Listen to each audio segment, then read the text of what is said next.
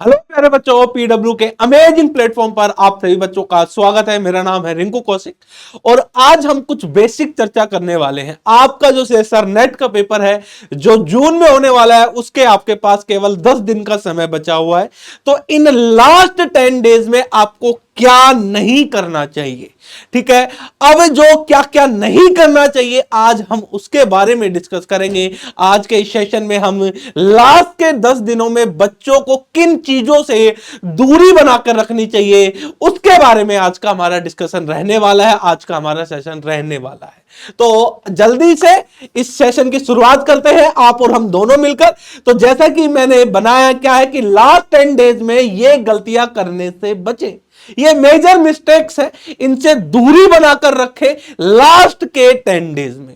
वो major mistakes क्या क्या है जरा देख लेते हैं, ठीक है। कौन सी गलतियां हैं जिनको करने से बचना चाहिए, ठीक है।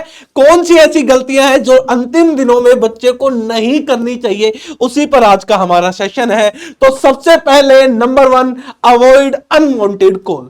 अनवांटेड कॉल से दूरी बनाकर रखें। अब क्वेश्चन ये आएगा कि सर अनवांटेड कॉल कौन सी होती है, कैसी होती है, किसको हम अनवांटेड कॉल बोलेंगे। अच्छा भाई, एक आपका ऐसा दोस्त जो आपको डिप्रेस में ला सकता है या जो आपको डिप्रेशन दे सकता है, उससे दूरी बना के रखे। कैसे भाई, वो डिप्रेशन में कैसे दे सकता है एक ऐसा दोस्त? भाई तूने क्या क्या पढ़ लिया, मैंने तो ये भी पढ़ लिया, मैंने तो ये भी पढ़ लिया, मैंने इतने सारे क्वेश्चन प्रॉब्लम कर ली, मैंने ये बुक पढ़ ली, मैंने वो बुक पढ़ ली।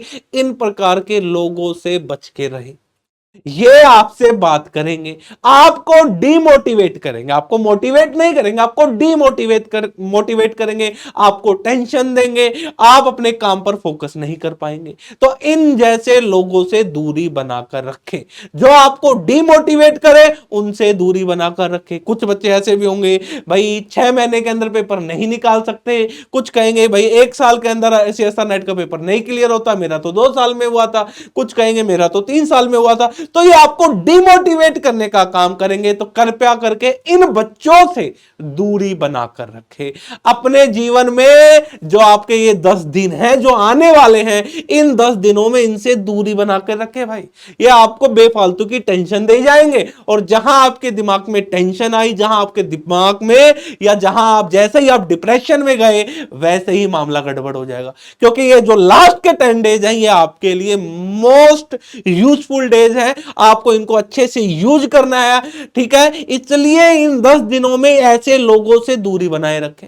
ये भाई 3 इडियट मूवी देखी है, ठीक है, उसमें जो चतुर नहीं होता ये वही है, ठीक है। उसमें क्या करता है, जब एग्जामिनेशन आता है तो वो कहता है कि एग्जाम को टॉप करने के 2 ही तरीके हैं, या तो खुद सबसे ज्यादा पढ़ो या फिर दूसरों को डिस्ट्रैक्ट कर दो। तो ये तुम्हारे साथ के जो तुम्हारे मित्र हैं वो वैसे ही हैं, ठीक है, खुद तो पढ़ रहे हैं और दूसरे को डिस्ट्रैक्ट भी कर रहे हैं, ठीक है। तो इनसे दूरी बनाकर रखें। नंबर 1 कॉल, अनवांटेड कॉल से आप बचे। उन्हीं लोगों से आप बात करें जो आपको मोटिवेट करते हैं, उन्हीं लोगों से आप बात करें जो आपको हेल्प करते हैं चीजों को लेकर, ठीक है। अच्छा जी, चलो अगला पॉइंट देखते हैं, अवॉइड जंक फूड। अब लास्ट के 10 दिनों में आपको जंक फूड से भी दूरी बनाकर रखनी है। वो क्यों भाई? अब जो लास्ट के 10 डेज बचे हुए हैं, आपने पूरी प्लानिंग बना रखी हो, आपने रिवीजन का टाइम बना रखा हो कि भाई ऐसे ऐसे रिवीजन करना है, ऐसे ऐसे मॉक टेस्ट देना है, आपने ये सब कुछ बना रखा है। लेकिन इसी 10 दिनों के दौरान आपकी तबीयत डाउन हो जाती है, खराब हो जाती है। आप बाहर गए खाने के लिए, आपने कुछ उल्टा सीधा खा लिया, आपने मान लो पिज्जा खा लिया और आपका पेट हो गया खराब। अब जैसे ही पेट खराब हो गया तो आपके 3 से 4 दिन गए। अब 3-4 दिन आप किस पे आ गए? बिस्तर पे आ गए। अब वो 3-4 दिन आपके, अभी जो लास्ट के 10 दिन होते हैं वो बहुत ज्यादा मैटर करते हैं आपके लिए, ठीक है। और आप किस पे चले गए? बेड पे चले गए। आप कुछ रिवीजन नहीं कर पाए, आप कुछ मॉक टेस्ट नहीं दे पाए, तो आपका समय खराब हो गया। अब 3-4 दिन आपको वैसे खराब हो गए, 3-4 दिन आपको रिकवरी लेने में लगेगा, ठीक है। इतने ही दिन आपके पास क्या आ जाएगा? पेपर आ जाएगा। तो प्लीज अपनी सेहत का जरूर ध्यान रखें। या फिर मान लो आपका पेपर है 6 तारीख को और आपने 5 को कुछ उल्टा सीधा खा लिया, आपका पेट खराब हो गया, आपके दस्त लग गए, ठीक है, फिर आपको समस्या, आप पेपर कैसे दे पाएंगे भाई? इसीलिए कह रहा हूं कि जो ये लास्ट के 10 दिन है इनमें अपने आप को संभाल कर रखना है, ठीक है, आप अपनी वैल्यू को समझे। इस 10 दिनों में आपकी बहुत बहुत ज्यादा वैल्यू है।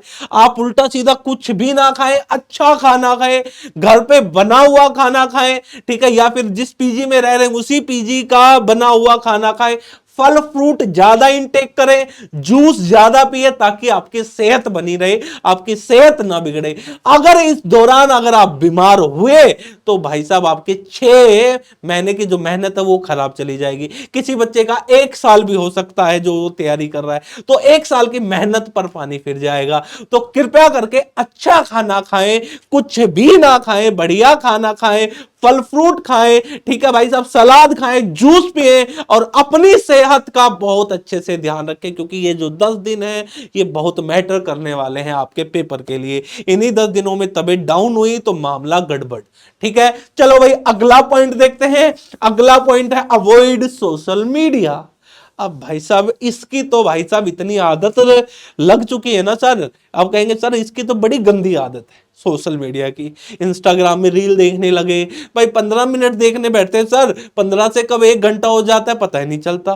फिर 1 घंटे से 2 घंटे कब हो गए पता ही नहीं चला, 2 से 3 घंटे कब हो गए पता ही नहीं चला, 3 से 4 कब हो गए पता ही नहीं चला। थोड़ी देर इंस्टाग्राम चला लिया, थोड़ी देर फेसबुक चला लिया, भाई साहब सर इन्हीं में ही हमारा दिन निकल जाता है। थोड़ी देर स्नैपचैट चला दिया। अब क्या करें भाई, इनसे आपको दूरी बनाकर रखनी है। कैसे? आपने मान लो कोई टाइम टेबल बनाया कि भाई मैं इस दिन में इतना रिवीजन करूंगा और एक मॉक टेस्ट दूंगा, ठीक है, या फिर 2 मॉक टेस्ट दूंगा। आपने ये अपने शेड्यूल बना रखा है, 10 दिन में आपको ये काम करना है। लेकिन आप सोशल मीडिया चलाने बैठे तो भाई आप तो अपना शेड्यूल भूल जाएंगे। शेड्यूल गया भाड़ में, चलो आधे घंटे और देख लेते हैं वीडियो, अरे 15 मिनट और देख लेते, अरे आधे घंटे बाद टेस्ट दे लेंगे, अरे आधे घंटे बाद फिर से टेस्ट दे लेंगे। ऐसे करते करते 4 घंटे आपने निकाल दिए। आपने जो शेड्यूल बनाया तो वो शेड्यूल डिस्टर्ब हो गया, और वहां शेड्यूल डिस्टर्ब हो गया तो आप भी डिस्टर्ब होंगे कहीं ना कहीं। तो भाई इन सोशल मीडियाओं से, मीडिया जो है सोशल मीडिया, इनसे दूरी बनाकर रखे। केवल 10 दिनों की बात है, उसके बाद आपका पेपर हो जाएगा, फिर आप आराम से चलाए, आपको कोई रोकेगा भी नहीं। पर लेकिन ये 10 दिन आपको ध्यान रखना है। अगला भाई अवॉइड फेक न्यूज। अब भाई साहब कई बार क्या होता है, पेपर आ गया पास, बच्चे वैसे परेशान रहते हैं कि भाई पेपर है, क्योंकि जो बच्चा तैयारी कर रहा है ना उसको स्ट्रेस रहता ही रहता है, उसको टेंशन रहती रहती है एग्जाम की कि पेपर कैसा होगा, कैसा आएगा, कैसा क्या होगा। और इसी दौरान कोई बच्चा आके आपको फेक न्यूज बता दे, भाई इस बार का पेपर कैंसिल हो गया, इस बार का पेपर ऐसे हो गया, इस बार का पेपर वो कंडक्ट करा रहा है, इस बार का पेपर ये हो रहा है, कोई भी कुछ भी न्यूज आपको बता दे, आपको आप विश्वास कर ले, और भाई साहब आपको पता चले ये फिर आपको पेपर के समय आपको दिक्कत दे। ठीक है, आपको पता चले कि अभी तो पेपर हो ही नहीं रहा, फिर आप सर्च करने लगे, आपके रिलैक्स हो जाए थोड़ा सा। मतलब जो फेक न्यूज होती है उनसे भी हमें इस दौरान बच के रहना चाहिए होता है। ठीक है, काफी लोग आएंगे कहेंगे भाई साहब ये पेपर है सीएसआर नेट का, इस पेपर को लगा लो, यही क्वेश्चन आएंगे, भाई इन सब से बच के रहना। ठीक है, ऐसे ऐसे लोग आपको भांति भांति प्रकार के लोग मिलेंगे। कोई कहेगा पेपर ही कैंसिल हो गया इस बार का, कोई अलग ही बात बता जाएगा। ठीक है, ऑफिशियल वेबसाइट पे जो चीज मिलती है उसी को ही करेक्ट माने, बाकी सबको इनकरेक्ट माने। ठीक है, बाकी किसी की बात पे विश्वास ना करे, ऑफिशियल वेबसाइट पे जाके जाए, वहां पे सर्च करे और वहां पर ही चीजों को कंफर्म करे। अगर कोई फेक न्यूज आती है तो तुरंत यही काम करना है, आपको ऑफिशियल वेबसाइट पे जाना है और वहां पर उसको कंफर्मेशन करना है। तो फेक न्यूज से जरूर बच के रहिएगा भाई। चलो भाई अगला देखते हैं, अवॉइड पैनिकनेस। अब ये समय ऐसा है कि बच्चा पैनिक जल्दी हो जाता है। ठीक है, बहुत जल्दी बच्चा पैनिक हो जाता है। कोई कोई टॉपिक उसने पढ़ रखा है और उस टॉपिक से क्वेश्चन नहीं लग रहा तो बच्चा पैनिक हो जाता है, अरे ये क्या हो गया, क्यों नहीं हो रहा, ऐसे नहीं हो रहा, वो डिप्रेशन का थोड़ा सा शिकार हो जाता है। तो भाई धैर्य बना के रखे। आपने कोई टॉपिक बहुत अच्छे से पढ़ा है, हमने मान लिया आपको बहुत अच्छे से वो टॉपिक आता है, आपकी बहुत बढ़िया कमान है उस टॉपिक पे, लेकिन कभी कभी ऐसा होता है कि उस टॉपिक के क्वेश्चन में हम अटक जाते हैं। ये कोई नई बात नहीं है। ठीक है, तो उस पर दिल पे ना ले भाई, इस पे कैसे अटक गया, कोई क्वेश्चन कहीं बुक से देख लिया और वहां से सोल्व करने लगे तो वो क्वेश्चन में अटक गए, और भाई तुम वहां पे चले जाओगे डिप्रेशन में। अरे भाई ये तो मैंने सबसे अच्छा पढ़ रखा था, इसके तो मेरे को सारे क्वेश्चन करने चाहिए थे, लेकिन यही क्वेश्चन नहीं हो रहा, तो क्या होगा भाई। अगर वो क्वेश्चन आपने बहुत अच्छे से पढ़ रखा ना, आपसे नहीं हो रहा, तो ये मान के चलो मैक्सिमम बच्चों से नहीं होगा, एक आधा ही है जो करके आएगा। ठीक है, नंबर एक बात। दूसरी बात, आपने जो पढ़ा है कोई बात नहीं हुआ तो दूसरे टॉपिक के हो जाएंगे भाई। वहां पर पेपर का एक पैटर्न होता है भाई, इजी, मॉडरेट, फिर हार्ड, इसी प्रकार के मिक्सअप क्वेश्चन आते हैं। समझ रहे हो ना बात को? तो हमें सेलेक्ट करके ही तो चीजों को करना है और कुछ थोड़ी करना है। तो पैनिक नहीं होना है कि कोई क्वेश्चन नहीं हुआ तो आप उसको लेके पैनिक हो जाए, उसको लेके आप डिप्रेशन में चले जाए कि ये टॉपिक के तो क्यों नहीं हो रहे। कोई बात नहीं, ठीक है, आप अपने टीचर से डिस्कस कर ले। अगर कोई क्वेश्चन आपको नहीं हो रहा है तो आप अपने दोस्त से डिस्कस कर सकते हैं उससे रिलेटेड, लेकिन एक क्वेश्चन पर आपको पैनिक नहीं होना है। ठीक है, आप अपने आराम से, आपने जो पढ़ा है, आपने सफिशिएंट अमाउंट में पढ़ा है, आपका पेपर निकलेगा। आप अपने आप पे विश्वास रखें और आगे चले। और आगे बढ़ते हैं, लास्ट है अवॉइड ओवर थिंकिंग। अब भाई साहब, अब लास्ट के 10 दिनों में ये सारी चीजें होती हैं, सब कुछ।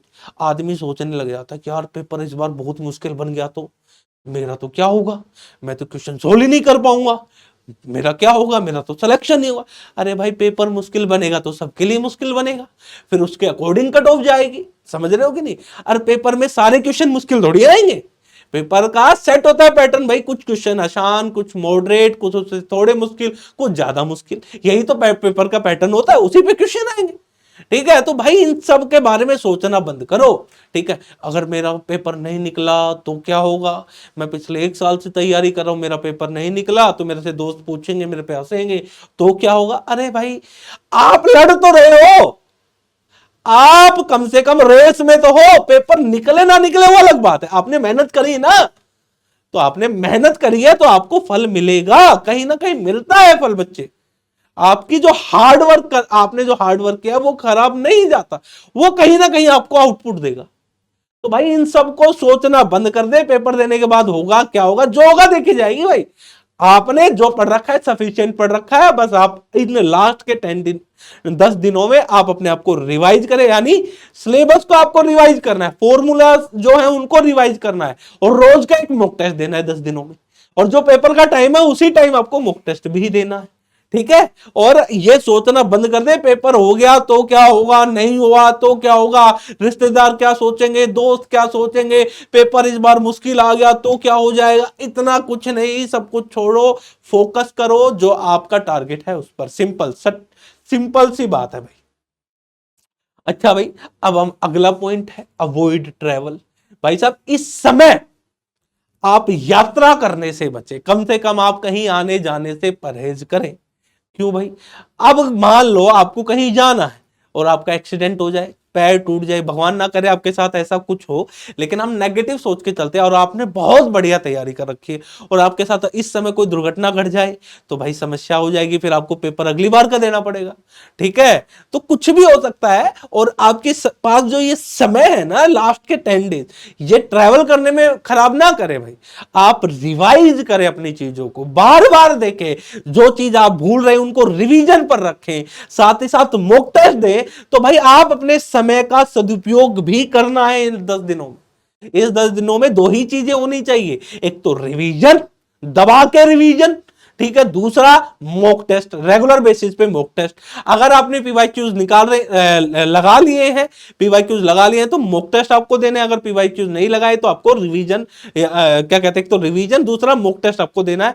अगर पीवाईक्यूज नहीं लगाए हैं तो पीवाईक्यूज पहले लगाओ, अगर पीवाईक्यूज लगा चुके हो तो फिर मॉक टेस्ट दो। ठीक है, यही करना है, अपने टाइम का सदुपयोग करना है, इधर उधर नहीं भागना है। 10 डेज हैं, आपको अपनी सेहत का ध्यान रखना है, आपको पैनिक नहीं होना है। ठीक है, आपको कहीं आना जाना नहीं है, आपको टाइम टेबल बना के उसके अकॉर्डिंग आपको अपना पढ़ना है। जो भी पोर्शन आपका वीक है उस पर थोड़ा ध्यान देना है, नया कुछ नहीं पढ़ना। ठीक है, एक टॉपिक, एक पॉइंट और लगाना भूल गए इसमें कि भाई कुछ नया चीज मत डाल लेना कि यार न्यूक्लियर पार्टिकल नहीं पढ़ी, वहां से क्वेश्चन आता है चलो एक पढ़ लेते हैं न्यूक्लियर पार्टिकल ना। कुछ नया कुछ नहीं पढ़ना, पढ़ना है जो पढ़ा हुआ है वही, और उसी को रिवाइज करना है। ठीक है, मॉक टेस्ट देने हैं, या कोई पोर्शन वीक है तो उस पर क्वेश्चन प्रैक्टिस करनी है, नया कुछ नहीं पढ़ना है।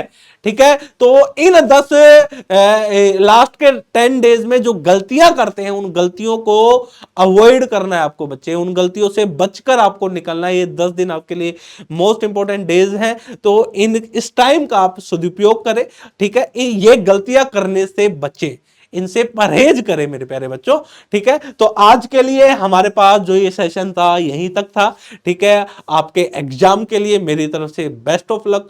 आप पेपर को फोड़ के आए, क्योंकि आपने मेहनत कर रखी है, आप पेपर को फोड़ कर आएंगे भी। अगर आपने मेहनत की है तो आपको कोई नहीं रोकेगा।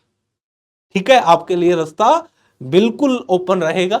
आपने हार्ड वर्क किया और अपनी मेहनत पर, अपनी कठिन परिश्रम पर आप विश्वास रखें, आप अच्छा करके आएंगे।